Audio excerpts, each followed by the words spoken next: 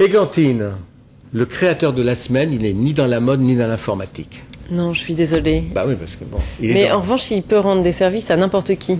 Ouais. Ils sont deux, en fait. Ils ont 30 et 33 ans.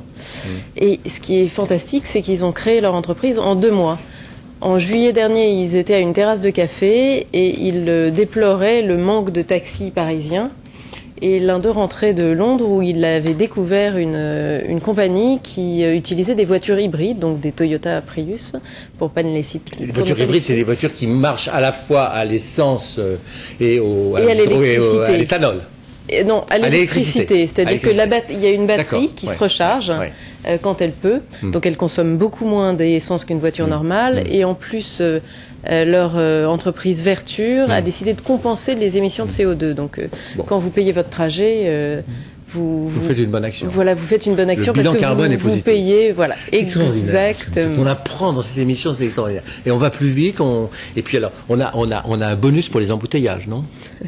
Non, mais en revanche, ce qui est assez malin, le prix de la course ne dépend pas du temps de trajet, mais dépend de la distance. Donc vous savez, quand vous réservez, ils vous disent déjà combien va vous coûter la course. Vous êtes sûr qu'ils vont réussir, vos gars, là? Bah, écoutez, ils ont réussi en 2 mois à trouver des investisseurs qui ont financé cette entreprise. Ah, mais vous savez, il y avait beaucoup de gens dans Internet qui avaient trouvé beaucoup d'investisseurs pour investir aussi. Ils ne sont pas forcément ensuite assuré l'équilibre de leur exploitation. On leur souhaite de réussir, c'est un projet écologique. On plaisante, mais vous les avez rencontrés? Je les ai rencontrés, regardez. Un transport de passagers d'un nouveau genre est apparu dans Paris. Ces voitures hybrides fonctionnent à l'essence et à l'électricité.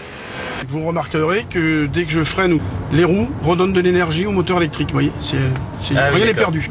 Une pollution réduite donc et une qualité de service constante. Les véhicules de cette compagnie sont tous les mêmes. Et les clients amateurs de musique peuvent y brancher leur baladeur numérique. Super, vous pouvez mettre un tout petit peu plus fort.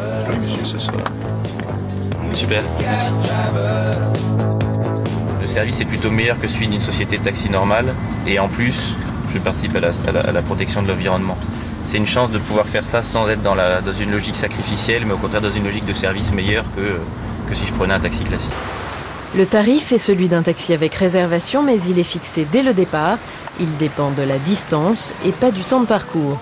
L'entreprise fonctionne depuis septembre. Ses fondateurs se sont inspirés d'un service existant à Boston et à Londres. On veut de la mobilité durable, conjuguée au fait qu'à Paris, il y a vraiment il y a un déficit au niveau de l'offre de taxi. C'est comme ça qu'est née Verture. L'idée, c'est vraiment de rendre accessible un moyen de transport écologique et agréable au plus grand nombre. Pour l'instant, 5 voitures circulent dans la capitale. Verture espère se constituer une flotte de 50 véhicules à la mi-2008. Allez, c'est très malin, vous avez totalement raison, il faut les aider, parce que c'est vrai que le développement des voitures de taxi étant bloqué par le nombre de licences qu'on ne réussit pas à multiplier, compte tenu d'un peu de protectionnisme et de corporatisme dans cette profession, ils passent à côté en étant en fait des voitures de place, quoi. C'est une licence de voiture de place ou de chauffeur. Ils n'ont pas le droit de ramasser sur la voie publique, ils n'ont pas le droit d'être dans un aéroport. Non, mais vous devez les réserver. Ils ont le droit d'avoir un numéro de téléphone et on les réserve.